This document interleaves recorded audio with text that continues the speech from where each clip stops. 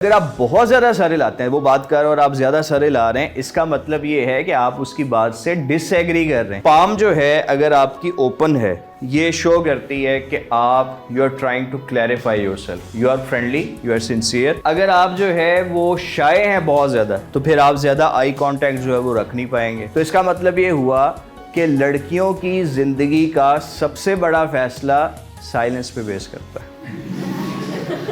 ये सीरियसली मैं बात कर रहा हूँ। Communication one of the leading skills in the world over. दुनिया में जो टॉप स्किल्स हैं उसमें कम्युनिकेशन टॉप 1 और 2 और 3 इसमें आती है। और जब हम कम्युनिकेशन की बात करते हैं और उसकी कुछ डिवीज़न करते हैं, तो ये एक रिसर्च बेस्ड स्टडी है कि हमारे जो पूरी कम्युनिकेशन है उसमें वर्ड्स काउंट ओनली फॉर 7%। जो हम बोलते हैं ये 7% इसकी इम्पॉर्टेंस है। जो टोन ऑफ वॉइस है कि एक बात कही किस अंदाज में गई है, डैट काउंट्स फॉर 38%।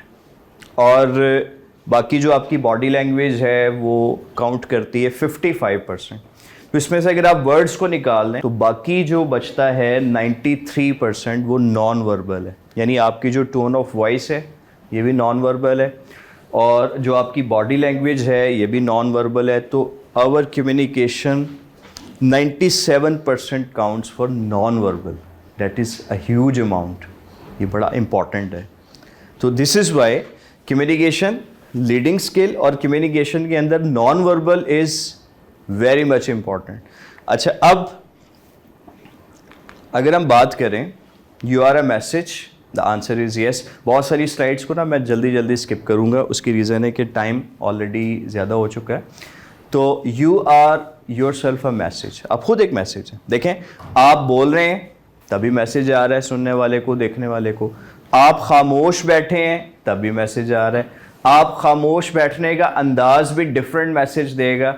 आप खामोश बैठे हैं और साथ स्माइल दे रहे हैं, एक डिफरेंट मैसेज आ रहा है। आप खामोश बैठे हैं, परेशान हैं, एक डिफरेंट मैसेज आ रहा है। आप खामोश बैठे हैं और चेहरे पे आपके गुस्से के आसार हैं, एक डिफरेंट मैसेज आ रहा है। तो खामोशी के साथ भी एक मैसेज जो है वो डिलीवर हो रहा है। तो आप अपनी ज़ात में भी एक मैसेज हैं। फिर ऐसी types of non verbal communication, या जिसे आप components of non verbal communication भी कहते हैं। ये कोई 10 ऐसे कंपोनेंट्स हैं जिनको हम स्टडी करेंगे, और इसमें जो सबसे ज़्यादा इम्पॉर्टेंट और सबसे ज़्यादा जो यूज़ होने वाला कंपोनेंट है वो है जेस्चर्स। अब जेस्चर्स क्या चीज़ है? सबसे पहले जी हैंड जेस्चर्स की बात करते हैं। यानी जब आप अपने हाथों से नॉन वर्बली कोई मैसेज कन्वे करते हैं तो उसे हम हैंड जेस्चर कहते हैं। और इसकी 4 टाइप्स हैं। ये चारों टाइप्स हम देखते हैं। एम्बलम्स, क्या लिखा हुआ है जी? Signals without words. देखिए, आप किसी को इस तरह से साइन करते हैं, this is okay sign, this is an emblem. आपने मुंह से कुछ नहीं बोला और आपने ओके का साइन दे दिया। अच्छा, आप किसी चीज़ की तारीफ़ करना चाहते हैं, प्रेस करना चाहते हैं, तो आप उसे कहते हैं जी बहुत अच्छा, अगेन एन एम्बलम। आप वेव करते हैं हाथ को, आप किसी को मतवजा करना चाहते हैं, किसी को गुड बाय कहना चाहते हैं, किसी को ग्रीट करना चाहते हैं, तो हैंड जेस्चर है।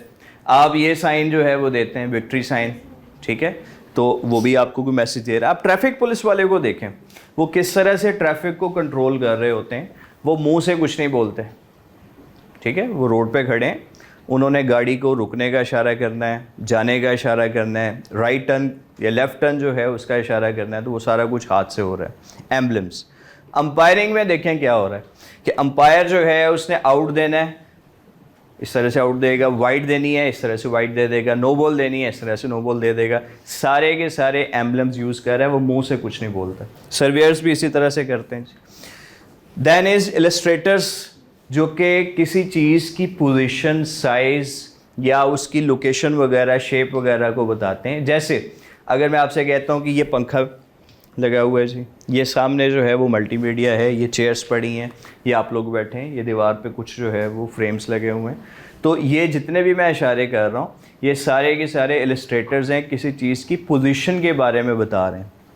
अच्छा, इसी तरह अगर मैंने आपको कोई डायरेक्शन बतानी है जी, कलमा चौक किधर है जी, आप उधर चले जाएँ, फिरोजपुर रोड पे तो आगे राइट साइड पे जाके आता है, कज़ाफ़ी स्टेडियम से आगे। अगर आप पूछेंगे करीम मार्केट किधर है, तो मैं कहूँगा ये पीछे आप इशारे से लेफ़्ट हो जाएं तो करीम मार्केट है। तो मैं उसकी लोकेशन के बारे में बता रहा हूँ। सिमिलरली जब आपने किसी के साइज़ के बारे में बताना, आप कहते हैं यार एक थोड़ी सी चीज़ कोई क्वांटिटी में ले आएँ या एक बहुत बड़ी क्वांटिटी में चाहिए, तो ये साइज़ आप बता रहे हैं। अगर मैं शेप के बारे में बताना चाहूँ तो एक बॉक्स है जी, वो बॉक्स कुछ इस तरह से रेक्टेंगुलर बॉक्स है, या आपने एक सर्कल ड्रॉ किया है, तो मैं अपने हाथ से जितने भी इशारे कर रहा हूँ, अगर मैं मुंह से ना भी बोलूँ तो वो शेप, साइज़, लोकेशन, डायरेक्शन आपको समझ आएगी। तो ये सारे के सारे इलस्ट्रेटर्स हैं। Then is affect displays. अच्छा देखें, जब आप गुस्से में होते हैं तो एक तो गुस्सा आपके चेहरे से पता चल जाता है, ठीक है जी, आपके चेहरे से पता चल रहा है, आपके जो फेशियल एक्सप्रेशंस हैं जिनको आगे हम देखेंगे कि आप गुस्से में हैं। लेकिन उसके साथ साथ आपकी बॉडी मूवमेंट क्या होती है गुस्से के वक्त? आपका हाथ क्या करता है? आप इस तरह से अपनी जो फिस्ट है उसको क्लेंच कर लेते हैं, भेंच लेते हैं, ठीक है, जोर से दबा लेते हैं। या आप जो है वो गुस्से का इजहार ऐसे हाथ से जो है किसी को थप्पड़ मारना चाहें तो आप हाथ आपका रुक जाता है, लेकिन आपकी बॉडी लैंग्वेज बता रही होती है कि आपने एग्रेशन या गुस्से का इजहार किया है। अच्छा, जब आप प्रेज़ करते हैं, जब किसी की बात आपको पसंद आती है, आप ख़ास तौर पे किसी मुशायरे में बैठे हैं, तो वो दाद किस तरह से दी जाती है? ऐसे हाथ थोड़ा सा बुलंद किया जाता है। तो आप मुंह से ना भी बोलें तो आपकी बॉडी लैंग्वेज वो मैसेज कन्वे कर रही है। और अगर आप डिस्गस्टिंग वे में जो है वो किसी को ट्रीट करते हैं, आपके सामने आपके किसी ऐसे बंदे का नाम लिया जाता है जिसे आप पसंद नहीं करते, तो आप क्या करते हैं जी? नहीं, यहाँ हैंड जेस्चर्स की बात हो रही, तो आप हाथ से उसे पीछे कर देते हैं, ऐसा होता है जी। और यूजुअली इसकी सपोर्ट में भी हम कुछ ना कुछ वर्डिंग जो है वो बोल रहे होते हैं। जैसे आपको कहता है ना यार फ़लाँ चीज़ आप उसने छोड़ो यार, तो ये हाथ आपका खुद ब खुद साथ जो है वो मूव करेगा, तो ये भी आपके अफेक्ट डिस्प्लेस में आता है। Then is regulators.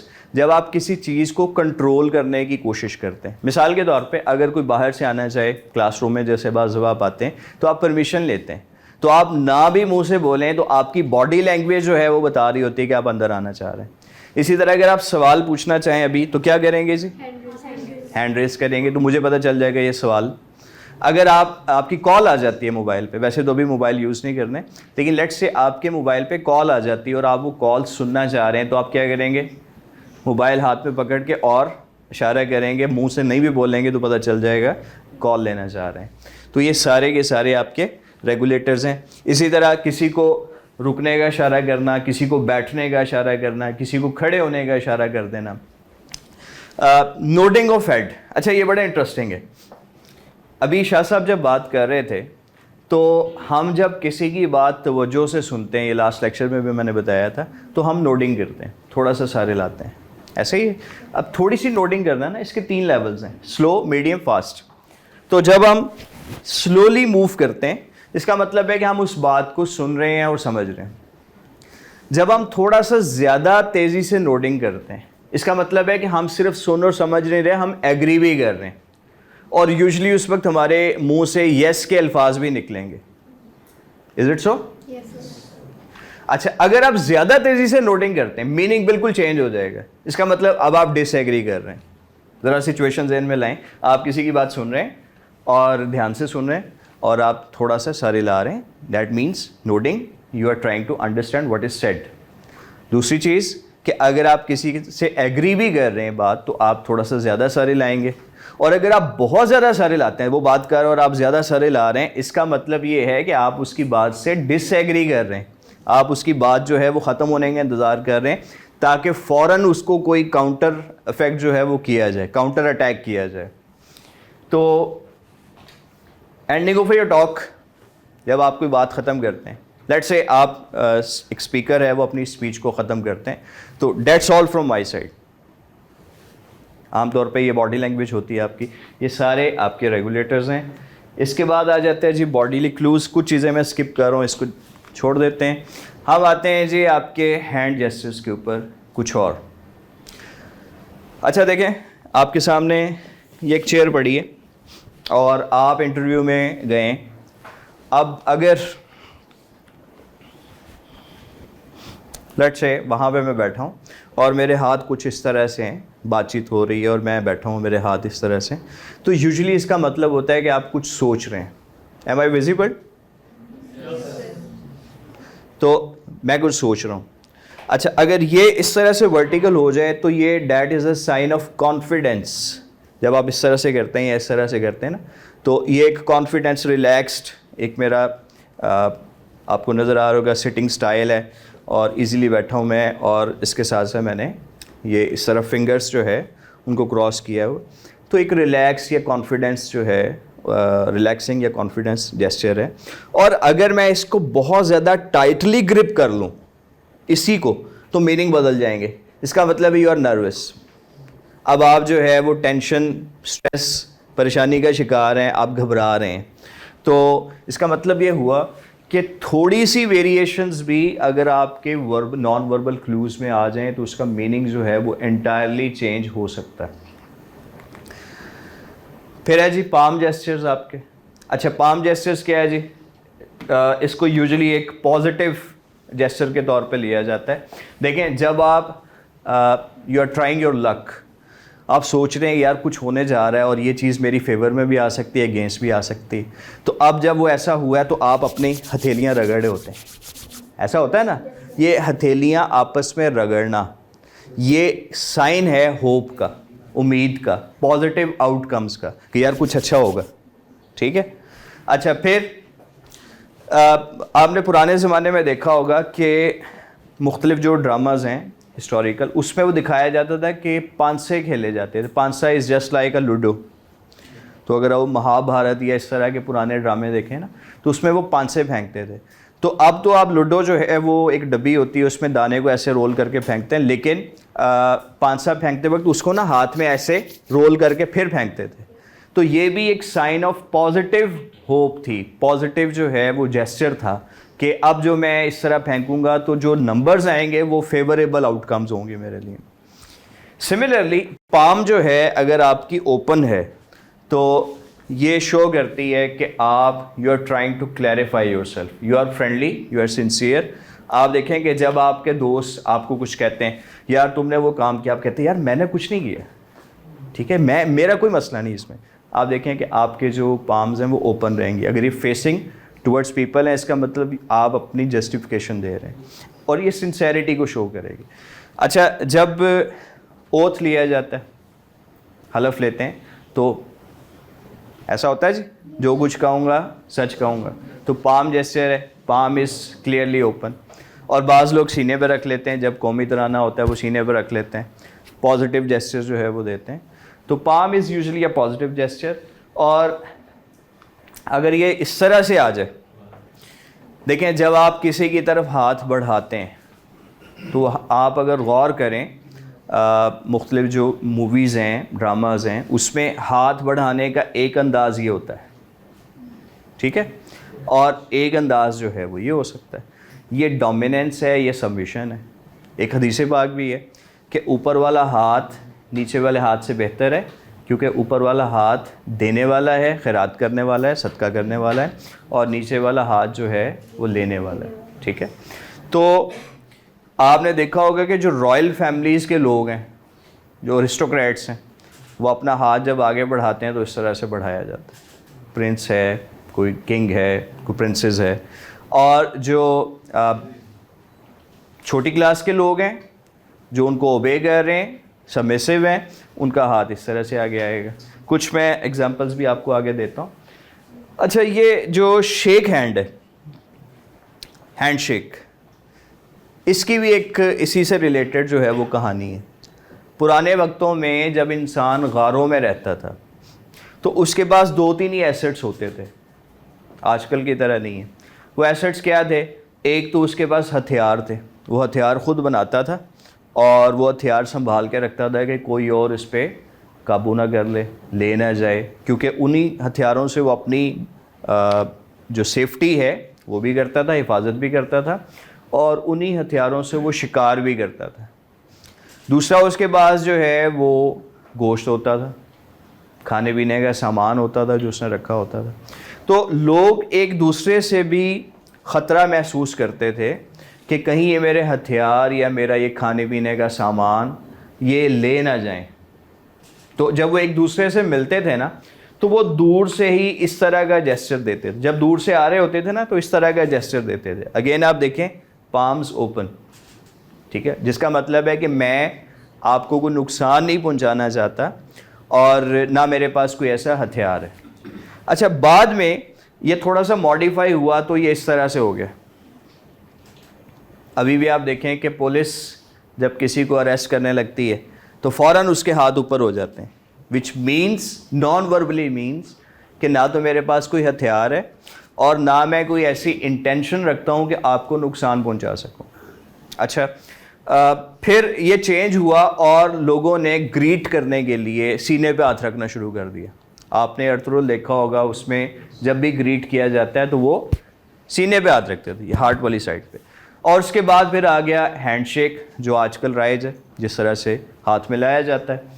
तो ये भी पाम जेस्चर्स जो है उनको इन्वॉल्व कर रहा था।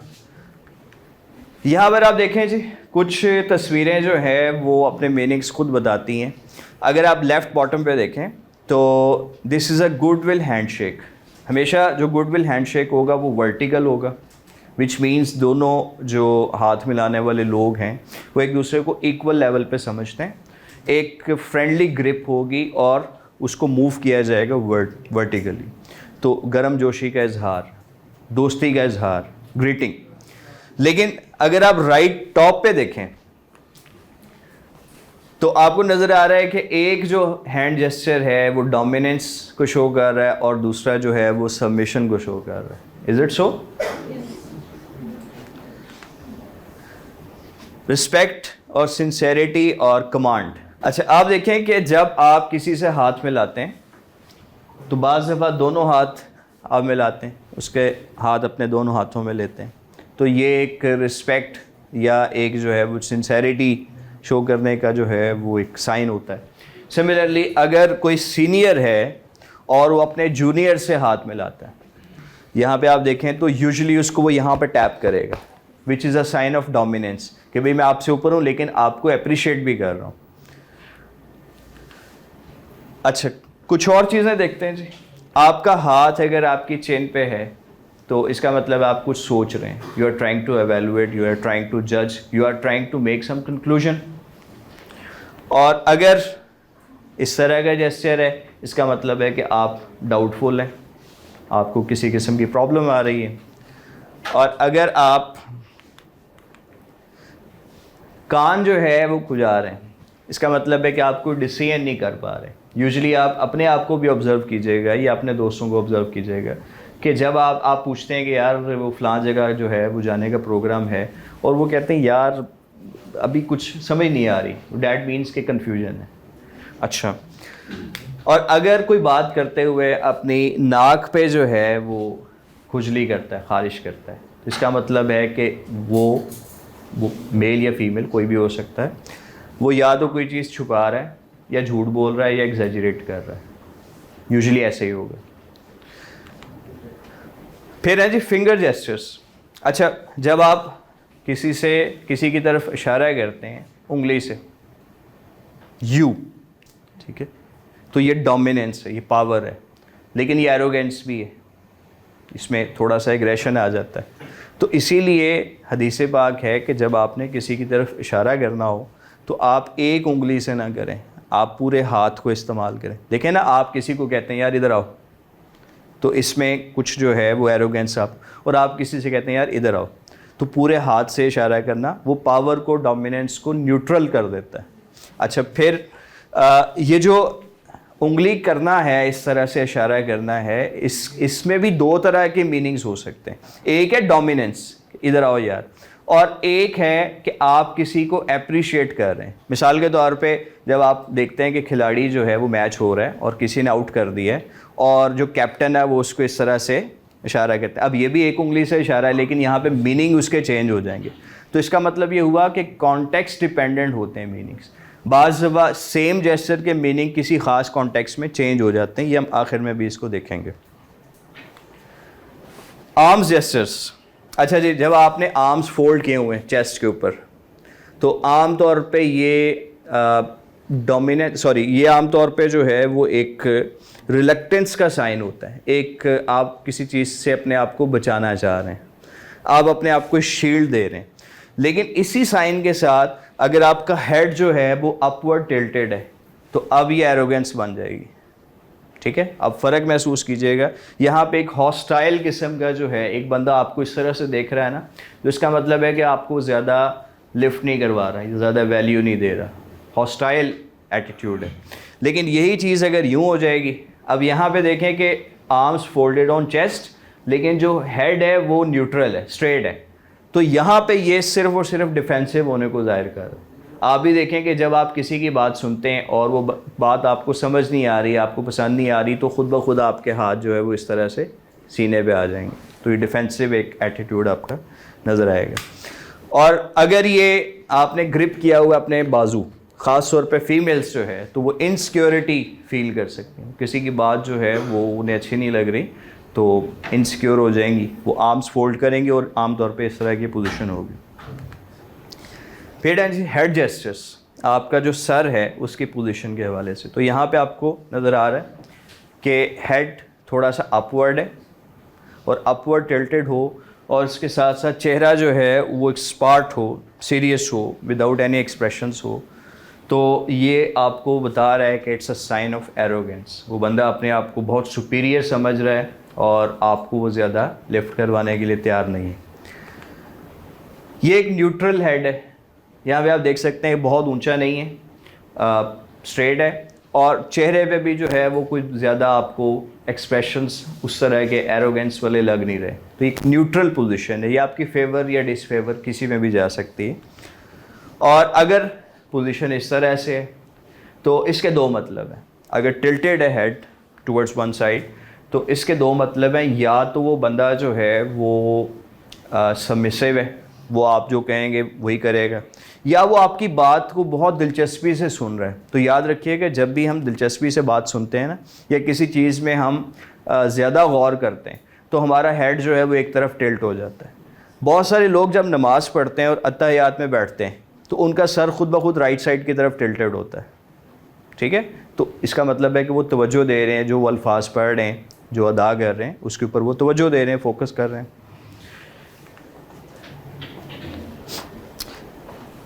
हेड जो है, अगर ख़ास तौर पे बॉस के पास अब गए, अब आप कोई एप्लीकेशन लेके गए और बॉस जो है उसका हेड स्ट्रेट है, न्यूट्रल पोजीशन है, तो आपकी एप्लीकेशन रिजेक्ट भी हो सकती है और एक्सेप्ट भी हो सकती है। अच्छा, अपवर्ड हेड का तो मैंने बताया ना, एरोगेंट, लेकिन अगर वो हेड थोड़ा सा डाउनवर्ड है, बॉस जब आपकी बात सुन रहा है तो उसका सर थोड़ा सा नीचे की तरफ है, तो आप समझ जाएं कि आपकी वो एप्लीकेशन रिजेक्ट हो जाएगी, क्योंकि ये this is a sign of rejection और डिसअप्रूवल, वो एक्सेप्ट नहीं होगी। फिर है जी लेग जेस्चर्स। अभी ये सारे हम जेस्चर्स पढ़ रहे हैं क्योंकि जेस्चर्स जो है वो सबसे ज़्यादा हम इस्तेमाल करते हैं अपनी नॉन वर्बल कम्युनिकेशन में। लेग जेस्चर्स हैं जी, क्रॉस्ड लेग्स जो है ये नेगेटिव साइन है। अगर एक बंदा क्रॉस लेग्स के साथ बैठा है और ख़ास तौर पे इसमें दूसरे साइन भी ऐड हो जाते हैं तो ये इसकी नेगेटिविटी को बढ़ा देंगे। और ख़ास तौर पर अगर ख़ातून है, क्रॉस लेग्स हैं और उन्होंने आर्म्स जो है वो चेस्ट पे फोल्ड भी किए हुए हैं, तो और ज़्यादा डिफेंसिव और ज़्यादा नेगेटिव हो जाएगा। चांसेस हैं कि आप उन्हें कोई बात कहेंगे तो वो उसको रिजेक्ट कर देंगी। फिर एक ये फोर पोजीशन होती है, जिसे फोर पोजीशन कहते हैं कि आपकी लेग्स क्रॉस तो हैं लेकिन इस अंदाज में, इसे कहते हैं अमेरिकन स्टाइल। ये ब्रिटिश स्टाइल है, ये जिस तरह से मैं बैठा हूँ, ये भी क्रॉस लेग्स हैं और ये भी क्रॉस लेग्स हैं, ये अमेरिकन स्टाइल है। अमेरिकन स्टाइल जो है वो थोड़ा सा फ्रैंक है, थोड़ा सा डोमिनेंट है, तो कंपेटिटिव एटीट्यूड, रूडनेस, डोमिनेशन इसको शो करता है। बात सवा ये होता है कि जी आप किसी बंदे के पास जो कि आपसे सीनियर हो सकता है, ओहदे में हो सकता है, एज में हो सकता है, रैंक में हो सकता है, पावर में हो सकता है, दौलत में हो सकता है, ठीक है, ज़्यादा आपसे बड़ा है। अब आप उसके पास कोई बात करने जाते हैं और वो आई कांटेक्ट जो है वो मिसिंग है। यहाँ आप देखें, आई कांटेक्ट नहीं है, आपकी वो बात सुन रहा है, तवज्जो नहीं दे रहा, और वो आपकी बात यार ठीक है देखते हैं, अब यहाँ कुछ भी नहीं है, तो वो कुछ यहाँ पे झाड़ने की कोशिश कर रहा है, तो ये it's a sign of disapproval. वो आपकी बात नहीं सुनेगा और सुन लेगा तो मानेगा नहीं, तो एप्लीकेशन रिजेक्टेड। अच्छा, एक ये जेस्चर है जी, एक बंदा है, अब आप बातचीत कर रहे हैं और वो बंदा जो है वो बैठा है, देखें क्रॉस लेग्स हैं, नेगेटिव साइन, आर्म्स फोल्डेड, एक और नेगेटिव साइन। अब आप बात कर रहे हैं और वो मुसलसल टैप कर रहा है, तो वो आपको नॉन वर्बली ये मैसेज दे रहा है कि भाई आपने जो भी बात करनी है जल्दी करें, उसके बाद मेरी भी बारी है या मेरी बात सुन लें। तो ये चीज़ जो है इसमें रिफ्लेक्ट हो रही है। और अगर इसके साथ साथ ये वाला जेस्चर है, अब इस जेस्चर में गया है जी कि एक बंदा जो है उसने चिन के नीचे सपोर्ट दी हुई है, इधर उधर देख रहा होगा, बैठने का जो पोस्चर जो उसका जेस्चर है वो बहुत ज़्यादा अटेंटिव नहीं है, और कभी उधर देख रहा है, कभी उधर देख रहा है, कभी वो फुट टैपिंग कर रहा है। इसका मतलब है कि आपकी बात में वो कोई इंटरेस्ट नहीं ले रहा। फिर आते हैं जी पोस्चर्स पे। अब देखें ये सारे कितने सारे जेस्चर्स हमने पढ़े हैं, तो इसीलिए टीचर्स को जिन्हें ये सारी चीज़ें आती हैं, टीचर्स को पता चल जाता है कि कौन इंटरेस्ट ले रहा है और कौन इंटरेस्ट नहीं ले रहा हो। मुझे अभी भी पता चल रहा है, आपके जेस्चर्स जो है मुझे बता रहे हैं कि कौन कितनी इंटरेस्ट ले रहा है। ओके जी, पोस्चर्स कहते हैं, जेस्चर्स होते हैं ना कि आपकी बॉडी मूवमेंट्स हैं, पोस्चर्स कहते हैं आपकी स्टैंडिंग, आप किस तरह से खड़े हैं, किस अंदाज में खड़े हैं, इसे हम पोस्चर कहते हैं। तो आप ये सोचें कि अगर एक गैदरिंग है, एक पार्टी है, कोई शादी है, तो वहाँ पे कुछ लोग खड़े हैं और आपने देखा होगा कुछ मर्द हज़रात खड़े हैं, उन्होंने सूट पहने हुए हैं, और कोई अलग से खड़ा है, कोई इससे थोड़े फासले पे खड़ा है, फासला भी है उनके दरमियान में, और बटन जो है वो कोट है उनके, बटन बंद किए हुए उन्होंने, स्ट्रेट खड़े हैं, ठीक है, ध्यान इधर उधर नहीं है। इसका मतलब आप समझ जाएंगे वो एक दूसरे के लिए अजनबी हैं, क्योंकि जब हम अजनबियों के साथ खड़े होते हैं ना तो हम बहुत रिलैक्स पोस्चर में खड़े नहीं होते, हम स्ट्रेट खड़े होते हैं, थोड़े रिजर्व रहते हैं, कोट के बटन ज़्यादा नहीं खोलेंगे, पर्सनल चीज़ें ज़्यादा हम नहीं निकालेंगे। यही अगर फ्रेंड्स के साथ खड़े होंगे तो हम थोड़े से ये आप देख रहे हैं पोजीशन, रिलैक्स होके खड़े होंगे, हम बिल्कुल स्ट्रेट नहीं खड़े होंगे। हमारा हो सकता है बटन खुला हो, हमने जेब में हाथ डाला हो, हम अपना मोबाइल देख रहे हो, हमारा जो डिस्टेंस है वो भी कम होगा, तो पता चल जाएगा कि ये दोस्तों की गैदरिंग में जो है वो खड़े हैं। तो अजनबी और दोस्तों के साथ खड़े होने का जो हमारा पोस्चर है वो बदल जाता है। Self explaining, what is in it for me, cross legs, straight posture, arms folded on hand, और चेहरे पे भी जो है वो एक्सप्रेशंस फ्रेंडली नहीं है कम से कम। तो विच मीन्स कि आप जो कह रहे हैं भाई क्या मतलब है इसका, इसमें ये मेरे लिए जो है वो क्यों बात, इसमें क्या इंपॉर्टेंस है मेरे लिए। अच्छा, फिर आप यहाँ पे दो पोस्चर्स देखें। आर्मी का जो फोर्सेस का जितना भी है ना, वो आपको इस तरह का पोस्चर नज़र आएगा, स्ट्रेट खड़े होंगे, हाथ पीछे बांधे होंगे, और दोनों पाँव के दरमियान हमेशा थोड़ा सा गैप होगा, which is ready for action, ठीक है, एग्रेसिव पोस्चर कहते हैं इसे। कॉन्फिडेंस, अगर आपको कभी कॉन्फिडेंस की कमी महसूस हो तो अपना पोस्चर ही सही कर लें, स्ट्रेट खड़े हो, चेस्ट थोड़ी सी बाहर हो, आपकी मेल्स की बात कर रहा हूँ, बिल्कुल स्ट्रेट, और पाँव के दरमियान थोड़ा सा जो है वो गैप होगा, और ये बाजू पीछे और सर थोड़ा सा ऊपर, आई स्ट्रेट, तो ये आपका जो कॉन्फिडेंस है ये बूस्ट करेगा। राइट साइड पे अगर आप देखें तो एक मैनेजर है, सीईओ है, टॉप पोजीशन, और हमेशा जो टॉप पोजीशन है उनके हाथ पीछे बंधे होंगे, स्ट्रेट खड़े होंगे, बातचीत करेंगे, और बाकी, अच्छा ये मैं आपको जो भी पढ़ा रहा हूँ ना, ये सारी चीज़ें ये अलग अलग से बता रहा हूँ, लेकिन जब हमने इसको टोटलिटी में कॉम्बिनेशन के साथ देखना है तो कई चीज़ें ऐड हो जाएंगी। जाहिर है कि जब पोस्चर आएगा तो जेस्चर भी आएगा, जेस्चर आएगा तो फेशियल एक्सप्रेशंस भी आएंगे, तो ये सारी चीज़ें जो है वो मिल के एक मैसेज क्रिएट करेंगी विच में बी स्ट्रॉन्ग और वीक मैसेज। अगर वो कंसिस्टेंट होंगी तो स्ट्रॉन्ग है, अदरवाइज वो वीक हो जाएगा।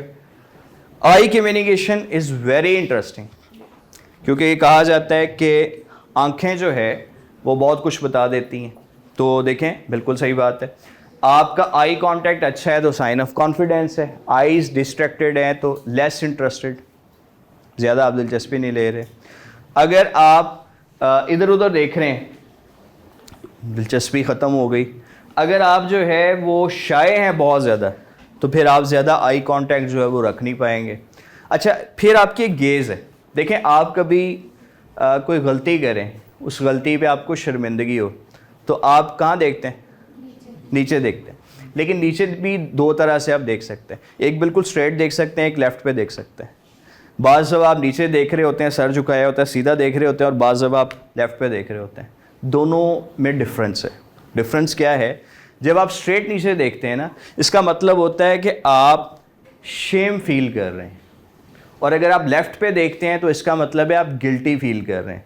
अब शेम और गिल्ट में क्या फ़र्क है? जब आप ये कहते हैं ना मैं हूँ ही बुरा, तो ये शेम है।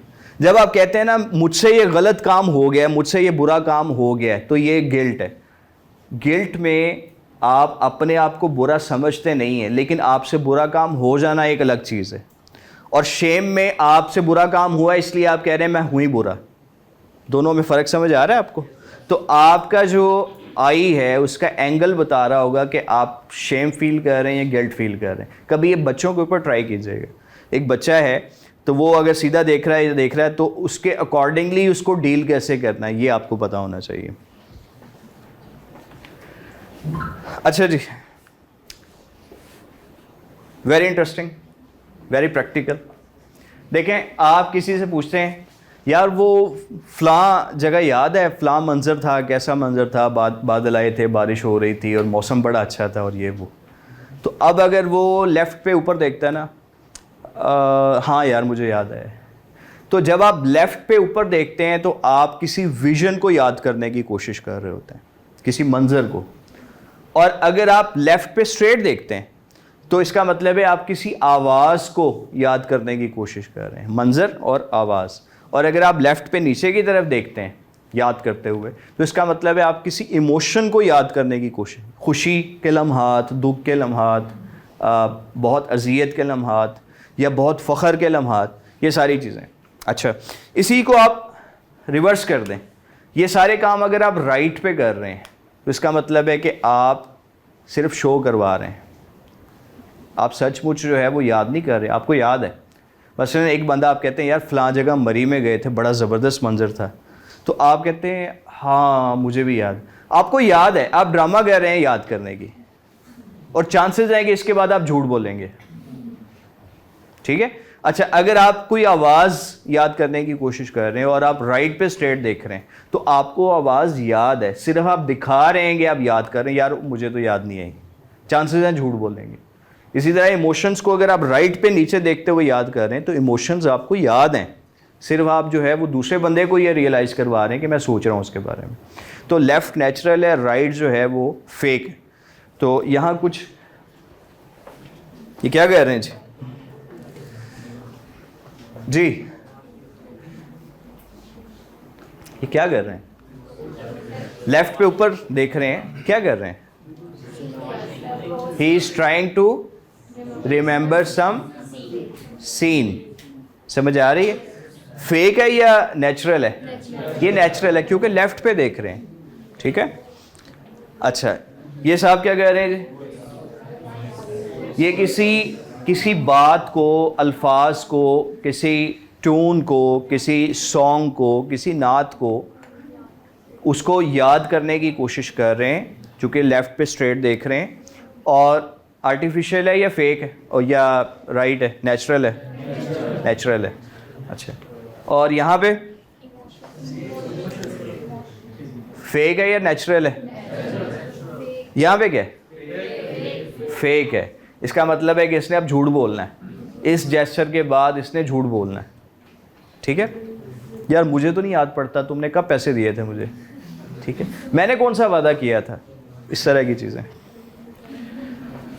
इसके बाद आ जाती है गेज़। अच्छा देखें, गेज़ जो है वो कहते हैं कि जब हम एक दूसरे की तरफ देखते हैं, मैंने आपको बताया ना कि आई कांटेक्ट बड़ा इंपॉर्टेंट है, लेकिन आई कांटेक्ट से मुराद क्या है? गेज़, आप मुझे देख रहे हैं, मैं आपको देख रहा हूँ, कहाँ देख रहे हैं, ये इंपॉर्टेंट है।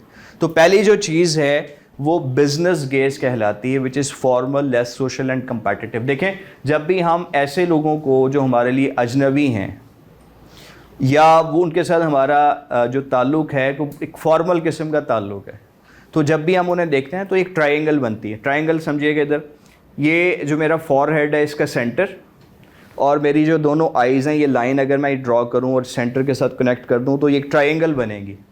जब भी आप किसी अजनबी ऐसा बंदा जिसके साथ आपका फॉर्मल रिलेशन है उसके साथ बात करते हैं तो आपकी गेज़ इस एरिया में होनी चाहिए, तो ये एक अप्रोप्रिएट गेज़ बन जाएगी। यहाँ पे आप उसे देखेंगे, वो आपको देखेगा ना, आप दोनों कंफर्टेबल रहेंगे। Got it? अच्छा, इसकी निस्बत ये जो गेज़ है जिसे आप सोशल गेज़ कहते हैं, और ये सोशल गेज़ क्या है जी, इधर देखें, ये नाक के नीचे लिप्स के ऊपर एक डॉट है, पॉइंट है, और ये आपकी आईज़ हैं। अगर मैं इसको कनेक्ट करूं तो ये एक ट्रायंगल बनती है। ये जो ट्रायंगल है, जब आप किसी दोस्तों से, घर वालों से, ऐसे लोगों से जिनका आपका मिलना मिलाना है और कुछ फ्रैंकनेस भी है, कुछ इनफॉर्मल रिलेशन है, जब आप उनके साथ मिलते हैं और बात करते हैं और देखते हैं तो आपकी ये वाली गेज़ होती है। और तीसरा गेज़ क्या है जी? Intimate gaze, which is frank, friendly, close, informal, यही लाइन है। और अब ये आपकी जो चिन है इसके नीचे पॉइंट आ गया, तो इस एरिया में आप, जब आप आपके इंटीमेट लोग हैं, आपके फैमिली मेम्बर्स हैं, बहन भाई हैं, स्पाउस हैं, माँ बाप हैं, जब आप उनके साथ बातचीत करते हैं तो आप इस एरिया में देखते हैं। ठीक है, अब प्रॉब्लम कहाँ आती है? बाज़ लोगों, आपने देखा होगा कि बाज़ लोगों से बात करते हुए आप कंफर्टेबल नहीं होते। तो कंफर्टेबल क्यों नहीं होते? कि अगर आपकी बिजनेस गेज थी और वो बिजनेस गेज की जगह पे सोशल गेज बन गई तो आप कंफर्टेबल नहीं रहेंगे। मेरी बात समझ आ रही? और ये ख़ास तौर पे ज़्यादा फील करेंगे फीमेल्स, उनको इससे ज़्यादा मसला होगा। आप जो है उनका, आपका रिलेशनशिप उनके साथ है इनफॉर्मल वाला, लेकिन आपकी गेज जो है वो इंटीमेट है, आपकी गुफ्तगू नहीं चल सकती, आपकी बात उन्हें समझ आना बंद हो जाएगी क्योंकि वो आपसे कंफर्टेबल नहीं है। अच्छा, एक और भी गेज़ होती है, वो यहाँ पे नहीं है। वो गेज़ क्या है कि अगर आप, कोई बंदा आपके साथ बात कर रहा है और वो आपके सर के, ये माथे के ऊपर जो है वो देख के बात करता है, इसका मतलब है कि आपको वो इंपॉर्टेंस नहीं दे रहा है, वो अपने आप को सुपीरियर समझता है, आपको इन्फीरियर समझता है। फेशियल एक्सप्रेशंस या फेशियल कम्युनिकेशन, हमारे जो तासुरात हैं जी चेहरे पे, क्लियर है? गुस्सा, एंगर, अपसेट, जब आपने मुंह बनाया होता है, बच्चों ने इस तरह से बनाया होता है।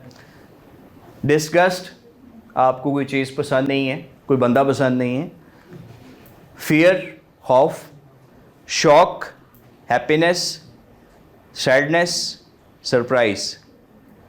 अच्छा, ये जो 7-8 है ना, ये इंटरनेशनल एक्सप्रेशंस, फेशियल एक्सप्रेशंस कहलाते हैं। यानी वो दुनिया में कहते हैं कि जी 7-8 जितने भी मैंने आपको बताए हैं, यही एक्सप्रेशंस हैं। कभी आप एक एक्सप्रेशन का मुजाहरा कर रहे होते हैं, कभी दूसरा एक्सप्रेशन होता है, कभी तीसरा होता है, तो यही एक्सप्रेशंस हैं। इसके साथ कुछ कॉम्बिनेशंस आ जाते हैं, जैसे ग्रीटिंग है। देखें, जब भी आप किसी को ग्रीट करते हैं, लेट्स से अभी इस हॉल में कोई ऐसा बंदा आ जाए जिसे मैं जानता हूँ, तो फ़ौरन आपके चेहरे पे स्माइल आ जाएगी और आपके जो आईब्रोज़ हैं थोड़े से लिफ्ट हो जाएंगे, आप दूर से देख रहे हैं। अच्छा, ये तो हो गए एक्सप्रेशन। अब उसके साथ साथ अगला स्टेप क्या होगा कि आप फ़ौरन हाथ भी हिलाएंगे, तो एम्बलम्स भी आ गए उसमें। यानी इसलिए मैं आपसे कह रहा हूँ ना कि जब भी आप अपने एक्सप्रेशंस, बॉडी लैंग्वेज को टोटलिटी में हमने समझ रहे हैं, तो एक्सप्रेशंस के साथ क्या ऐड हो गया? आपके हैंड जेस्चर्स। अच्छा, मज़ीद आप स्ट्रेट खड़े थे, आप हो सकता है कि थोड़ा सा रिलैक्स हो जाएं, थोड़ा सा और, या आप बैठे हुए थे तो आप थोड़ा सा उठ के सीधे हो जाएं, तो मज़ीद उसमें वो चीज़ें ऐड होती जाएंगी। तो इस मैसेज को आपने कंबाइंड मैसेज के तौर पे पढ़ना और समझना होता है। टेंशन, जब आप लिप बाइटिंग करते हैं, आपका चेहरा जो है वो तनाव का शिकार होता है, ठीक है, तो टेंशन को शो करता है।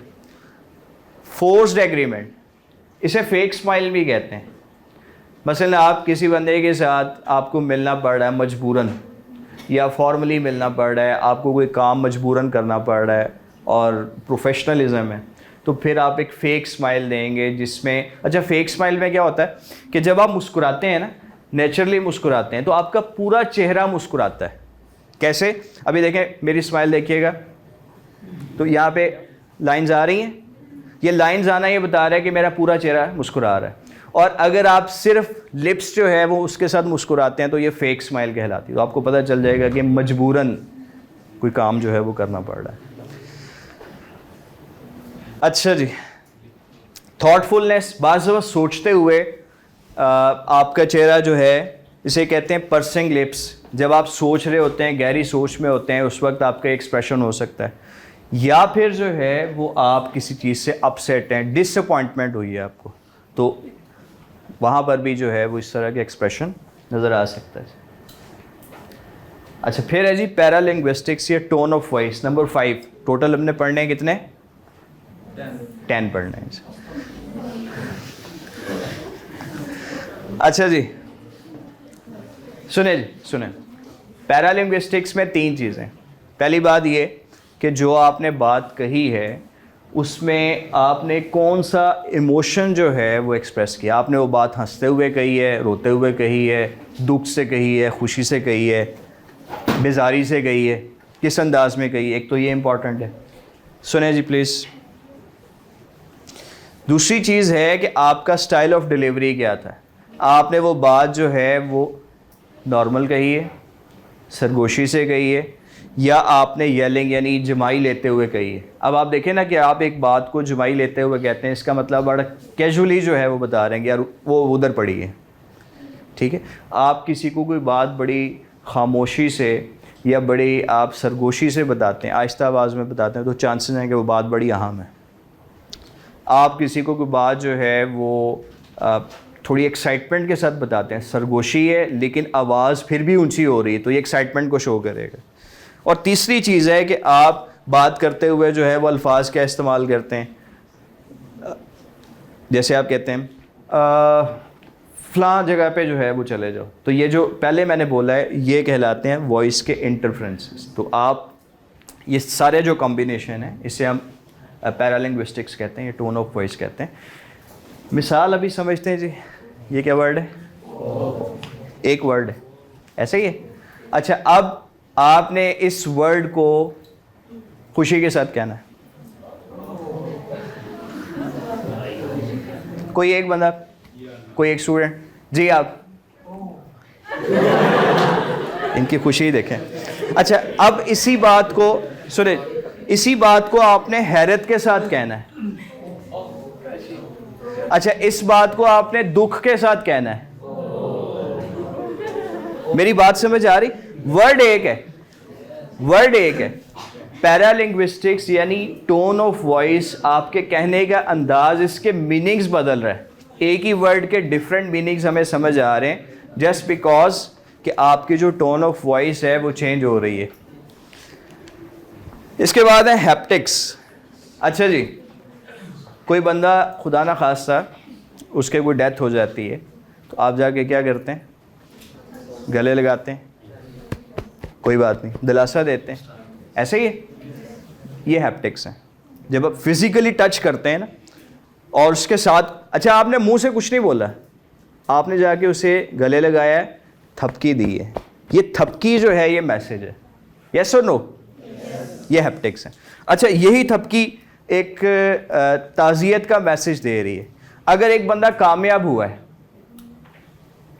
पास हो गया है, आप उसे जाके गले लगा रहे हैं और थपकी दे रहे हैं, अब ये थपकी क्या मैसेज दे रही है? Appreciation, well done, you did a great job. हालांकि थपकी की कोई ज़ुबान, लेकिन मैसेज वो मुख्तलिफ कंडीशंस में मुख्तलिफ मैसेज जो है वो दे रही है। अच्छा, ये खिलाड़ी जो है जब चौका लगाते हैं जाके क्या करते हैं एक दूसरे को, ठीक है, ये भी हैप्टिक्स है। अच्छा, आप जब किसी को जो है वो मोटिवेट करना चाहते हैं, यार तुम कर सकते हो, हैप्टिक्स है। जब बॉलर जो है वो विकेट लेता है तो वो जाके विकेट कीपर के साथ हाथ पे हाथ मारता है, हैप्टिक्स हैं। तो हैप्टिक्स जो है ये भी आपके मैसेज को जो है वो कन्वे करते हैं। फिर है जी प्रॉक्सिमिक्स, और प्रॉक्सिमिक्स से मुराद 3 चीज़ें, आपका फिज़िकल एनवायरनमेंट, पर्सनल स्पेस और डिस्टेंस। एक मिसाल समझिएगा, जब आप किसी जगह पे जाते हैं, अब चूँकि ऑर्गेनाइजेशन के कॉन्टेक्स्ट में अगर हम बात करें तो ऑर्गेनाइजेशंस में बहुत सारी मीटिंग्स होती हैं, नेगोशिएशंस होती हैं, सारा कुछ होता है। जब आप नेगोशिएशन के लिए जाते हैं तो एक पार्टी है, दूसरे उन्होंने उनको बिठाया है ऑफिस में। वो ऑफिस बड़ा एक छोटा सा कमरा था, एक टेबल पड़ा हुआ था, 2-3 कुर्सियाँ पड़ी हुई थी। और वो आपको बिठा के चले गए, पानी वाला जग और गिलास रख के चले गए और 15-20 मिनट के बाद कोई बंदा आया। एक सिनेरियो। दूसरा सिनेरियो ये है कि जब आप मीटिंग के लिए गए, उन्होंने आपको ला के एक बड़ा जो मीटिंग रूम है प्रॉपर, उसके अंदर बिठाया है।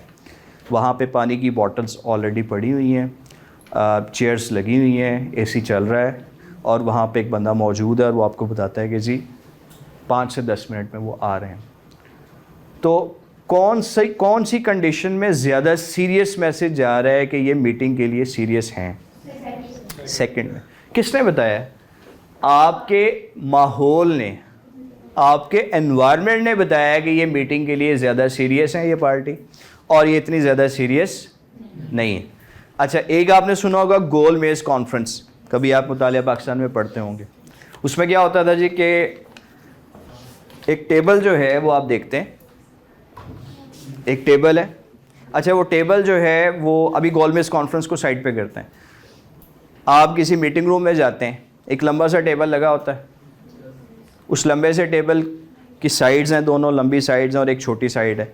छोटी साइड पे कौन बैठता है? जो प्रिजाइड कर रहा है उस मीटिंग को, यानी जो हेड है। कैसे पता चलेगा कि ये बंदा हेड है? छोटी साइड पे बैठा हुआ।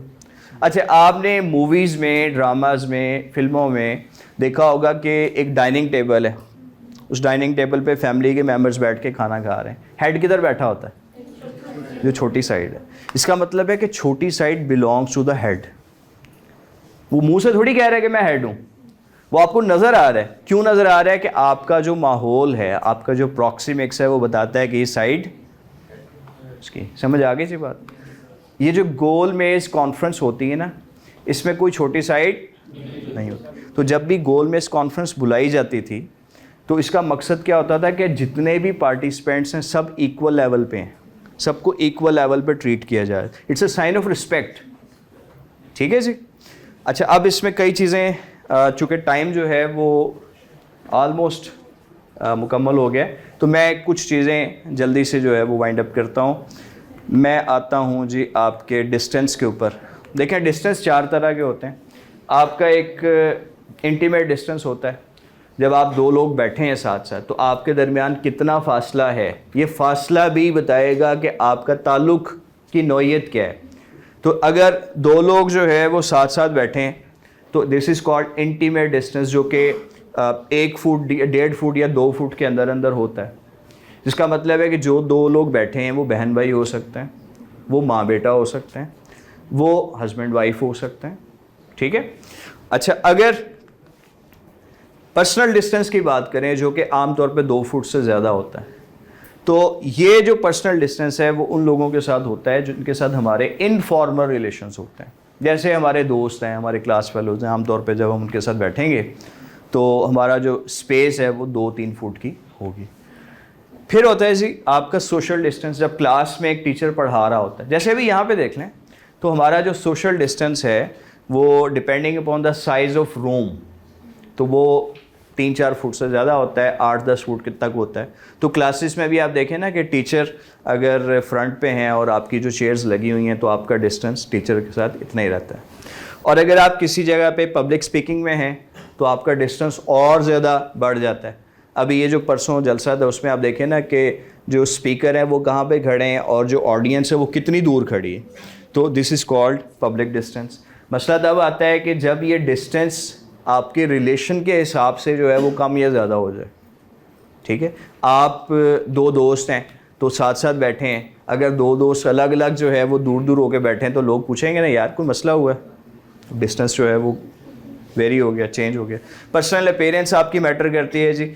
आप अगर देखने में जो ड्रेसिंग है आपकी बहुत अच्छी नहीं है, आपने हाइजीन्स का ज़्यादा ख्याल नहीं रखा हुआ, या आपकी अपीयरेंस जो है वो अप्रोप्रिएट नहीं है, आप बिज़नेस के स्टूडेंट्स हैं और आप जो है वो लंबे बाल रख के और यहाँ कोई आपने वो पहन के तो आप आ गए, तो वो बिज़नेस की लुक नहीं देगा। वो ये बताएगा शायद आप NCA में कोई आर्ट वगैरह की डिग्री हासिल करना चाह रहे हैं।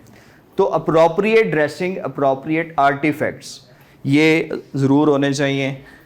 कलर्स हैं जी, कलर्स, हर कलर अपना एक मैसेज देता है। जैसे वाइट कलर जो है सा मैसेज, ये मैसेज क्या देता है जी? पीस। इसीलिए जंग के दौरान अगर वाइट फ्लैग जो है, सफ़ेद झंडा, वो लहरा दिया जाए तो अमन को ज़ाहिर करता है। और शादी ब्याह पे हमारे यहाँ जो कॉमन ड्रेस होता है दुल्हन का, वो क्या होता है जी? रेड कलर होता है, तो साइन ऑफ हैप्पीनेस। ठीक है। साइलेंस, लास्ट वन, बहुत इंपॉर्टेंट। देखिए जी, लड़कियों की ज़िंदगी का सबसे बड़ा फैसला कौन सा होता है? शादी। और लड़की से जब निकाह के वक्त पूछा जाता है और वो मुंह से कुछ भी ना बोले, खामोश रहे, निकाह हो जाता है जी? नहीं होता? हो जाता है भाई।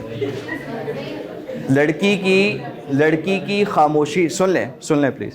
लड़की की खामोशी, अगर वो कुंवारी है, उस कंडीशन में बात कर रहा हूँ, मुतल्लका या बेवा का हुक्म और, तो लड़की अगर निकाह के वक्त जब उससे रज़ामंदी पूछी जाती है तो वो मुंह से ना भी बोले, खामोश रहे, तब भी वो रज़ामंदी ही कंसीडर होती है।